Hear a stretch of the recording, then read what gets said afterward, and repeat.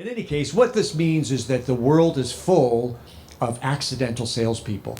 If I were to see a show of hands in here, if your father had asked you at the age of 11, what do you want to be when you grow up? How many people here would have raised their hand and said sales?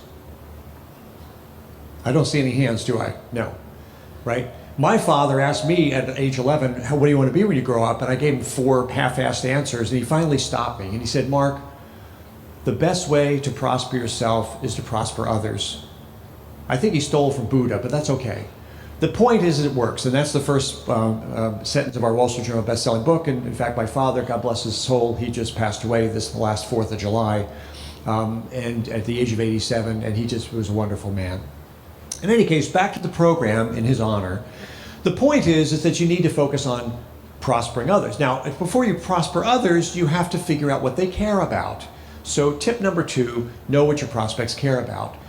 So if you take a look at all the segments that you sell into, whether restaurants or hotels or hospitals or grocery stores or retailers or parking lots or whatever, everybody cares about something different.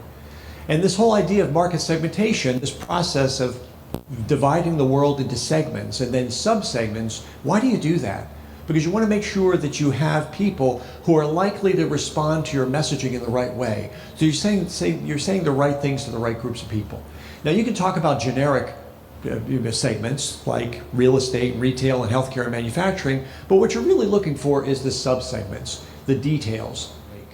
So if you think of a customer as hailing from real estate or retail, you're not going to have as precise an evaluation as if you were to talk about them coming from shopping centers versus multifamily housing, okay? Or grocery versus department stores. They're very different, okay?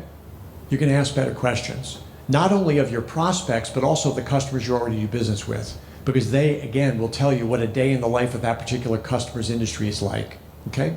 So summarizing this tip before we move on, the bottom line is you really need to understand the decision-making process of your people. You need to know the jargon and the yardsticks. You need to reframe your benefits to resonate with your prospects' values, and certainly you need to share the sound bites and stories that are relevant to them and their industry. That's how you make the sale.